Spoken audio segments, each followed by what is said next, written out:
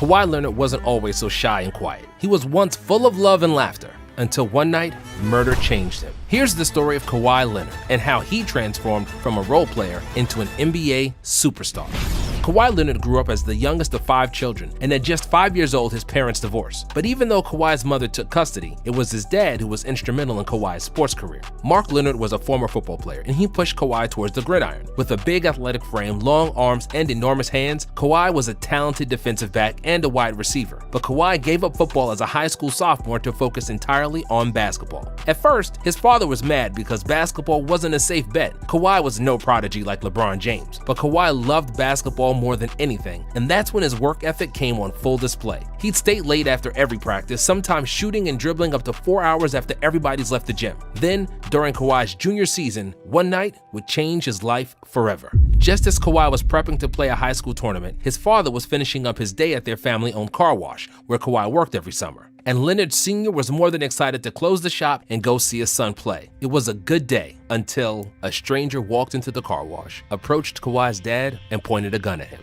Just as Kawhi was approaching his school gym, he got a phone call. His father was dead. Just 24 hours later, his MLK High School had another game, and against all odds, Kawhi showed up and played. Emotionally distraught, Kawhi still finished with 17 points, but as soon as the game ended, he broke down, crying in his mother's arms. While some people would use such tragedy as an excuse to stop playing, Kawhi used it as fuel. His demeanor changed, and he mostly kept quiet after his father's death. He let his game do all the talking. In his senior year, he led his team to a 30-3 record with 23 points, 13 rebounds, 4 assists, and 3 blocks on average, after which he was named California's Mr. Basketball. However, despite the obvious improvement in his game, Leonard wasn't yet a nationally recognized name and was ranked as only the 48th best high school player in the country. Colleges who tried to reach him weren't too crazy about him either, as he was notoriously silent and wouldn't answer his phone for weeks. Nonetheless, he received an offer from UCLA, but Kawhi ultimately chose San Diego State because they guaranteed him a starting spot. As a freshman, Kawhi averaged 13 points and 10 rebounds, pushing the Aztecs to a conference title and the bid to the NCAA tournament. Leonard wanted to put his name in the NBA draft immediately after his freshman year, but his coaches advised him not to do it. Even though he was an excellent rebounder and defender, Kawhi couldn't shoot. He shot just 20% for 3, even though opponents often left him wide open, knowing that he can't hit an ocean from a boat. So Kawhi listened and decided to stay. In his sophomore season, he averaged 16 points and 10.5 boards with not great, but not terrible 30% accuracy from 3. San Diego State repeated as conference champions and would make it to the Sweet 16 before losing to future champs Kemba Walker in Connecticut. Kawhi was named a second-team All-American and put his name on the 2011 NBA Draft. During the NBA Draft Combine, every scout raved about his physical attributes. 6'7", 225 pounds with a pterodactyl 7'3" wingspan and enormous 11-inch hands, some of the biggest claws in the history of the Combine. Everybody was drooling at his defensive potential, but nobody thought he'd ever become a polished defensive player. Kawhi was a classic tweener, not big enough to do damage in the post and not technically good enough to create from the outside with an unreliable shot. Kawhi dropped all the way to number 15 when he was finally selected by the Indiana Pacers. However, just moments after he was drafted, there was another shock for Kawhi. He was immediately traded to San Antonio for George Hill, a third-year point guard and Greg Popovich's favorite player. Popovich later said that this trade was the hardest decision he ever made because he knew he needed to get a great defender in the draft, but he wasn't sure that Kawhi's offense was going to pan out. They decided to roll the dice, and Leonard joined the Spurs, where he would immediately fit in due to his work ethic and no-nonsense approach to basketball. As a rookie, Kawhi quickly started playing crunch time minutes, which is not something that Popovich usually does with the rookies. But Leonard's smothering defense soon guaranteed him a starting spot, and he even surprised with his shooting. Sure, he wasn't doing much with the ball in his hands, but he was very effective as a spot-up shooter, shooting 38% from 3. Still, Kawhi only took 6 shots per game, averaging 8 points, 5 rebounds, and 1 assist, and finishing 4th in Rookie of the Year voting. Greg Popovich said this about Kawhi after his rookie season: "I think he is going to be a star. At both ends of the court, he is a really special player, and what makes me so confident about him is that he wants to be a great player so badly." And it didn't take long for the world to see what Coach Pop was talking about. Kawhi improved his averages across the board in his second season, taking smart, efficient shots and shooting 38% from deep on 3 attempts per game. But what was most impressive is how he increased his level of play in the playoffs, which is extremely rare for such a young player. Leonard was the Spurs' best defender and their 3rd best overall player, behind Tony Parker and Tim Duncan. San Antonio lost just 2 games on their way to the finals, where they were awaited by the best player in the world, LeBron James and his Miami Heat. Kawhi guarded LeBron better than anyone in the NBA at the time and was the only person that could slow him down. When the Spurs won, it was because LeBron was shooting below 50%, largely thanks to Kawhi's long, disruptive hands. However, the Heat made adjustments and James started hitting shots from the outside. In the pivotal Game 6, when the Spurs were up 3-2, James orchestrated a miraculous comeback in the 4th quarter. Still, the Spurs had a 5-point lead in the final minute, and it seemed a lock that they would win the title, until one of the biggest shots in NBA history took place and changed the narrative. In the overtime, the Heat prevailed and took the series to Game 7, which was again decided in the final minutes. Even though Kawhi took away his driving lanes, LeBron knew that he needs to make one jump shot for the win, and he did.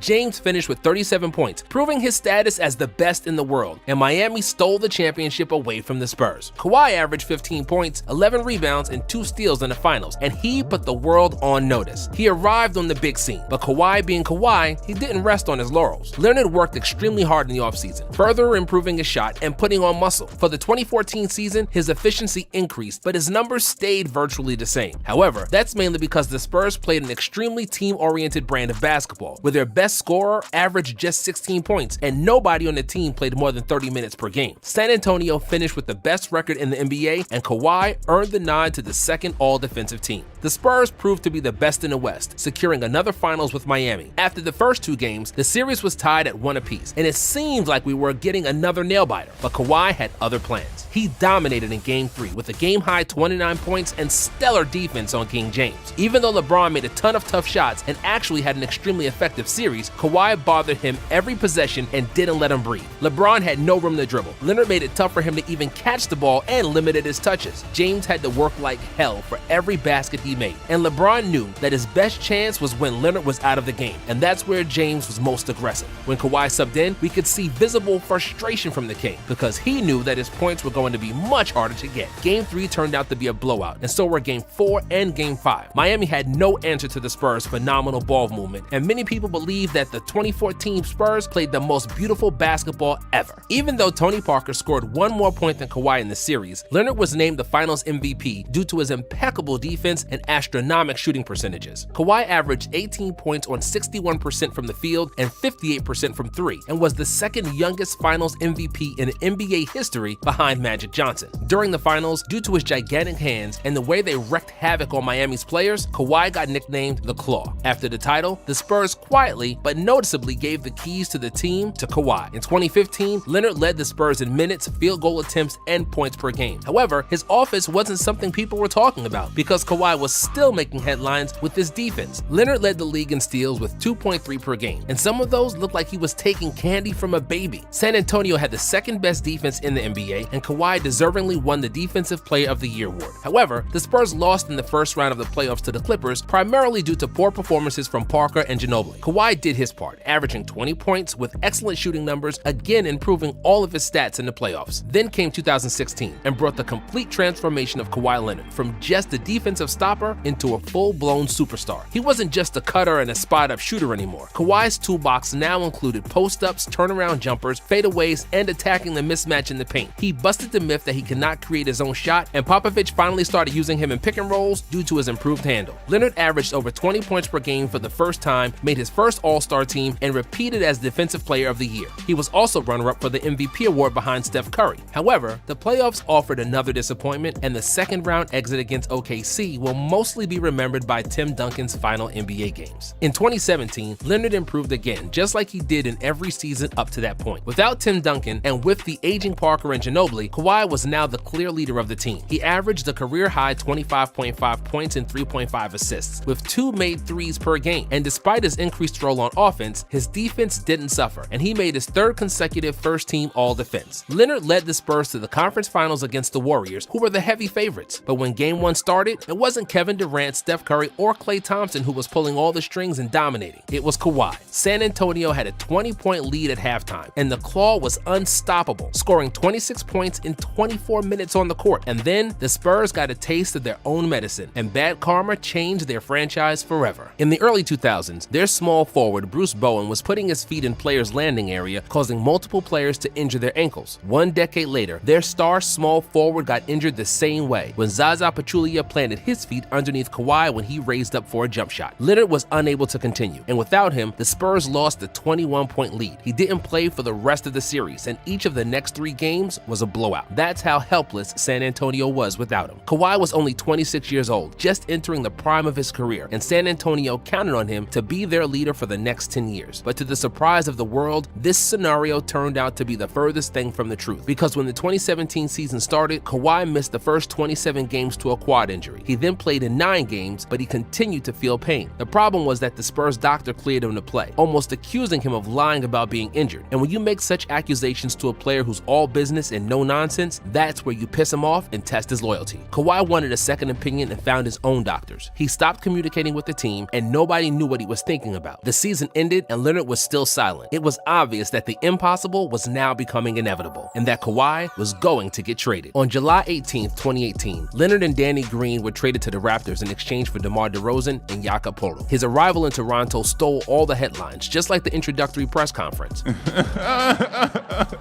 When the season started, it was clear that Kawhi was arguably the best player in the NBA, and that his maturity as a player reached new heights. He averaged career-high 26.6 points and 7.3 rebounds on excellent shooting efficiency, but his progress can't be explained with numbers. What was fascinating about him is how easy he made it look, and how defenses could do nothing to stop him from scoring. You name it, Kawhi was scoring in every way possible, and he did it so nonchalantly that it seemed like he was hitting practice shots. He also became a clear leader of the team, and for the first time, he embraced the role and became much louder on the court and during team meetings. If he wasn't doing load management, he might have won the MVP that year, but that's who Kawhi was. He never cared about individual awards. All he wanted was to win in the postseason, and he even admitted that he thinks the regular season is just a warm-up. But when the playoffs started, it was clear that Kawhi was more than warmed up. He opened the first round with 28 points on average on 55% shooting and 54% for 3. In the second round against Philadelphia, he averaged 38 points and 62% shooting in the first 4 games. However, the 76ers were stacked, and the series went to Game 7. It was an extremely tight game with constant lead changes, and Jimmy Butler tied the score with 4 seconds to go. The Raptors had one final shot to win the game and the series when Kawhi got the ball. He dribbled to the right, closely guarded by Joel Embiid and Ben Simmons. Kawhi raised up and shot, and as the buzzer sounded, the ball was still bouncing on the rim. But after 4 bounces, it finally fell inside the hoop. Kawhi let out a big scream, and his teammates hugged him, and this was the first Game 7 buzzer beater in NBA history. In the conference finals against the league MVP Giannis Antetokounmpo and the Bucks, things looked bleak for Toronto as they lost the first 2 games. But then Kawhi started guarding Giannis. They turned the series around. Toronto won the next 4 games and proceeded to the finals, with Leonard averaging 30 points in the series. However, despite Kawhi's brilliance, the Raptors were still underdogs in the finals against the Warriors, who were aiming for a three-peat. But partly thanks to KD's injury, partly to Kawhi, Coach Nurse, and the rest of the Raptors who fought like lions, Toronto won the series in 6 games and took the first NBA title to Canada. Despite the emergence of Siakam,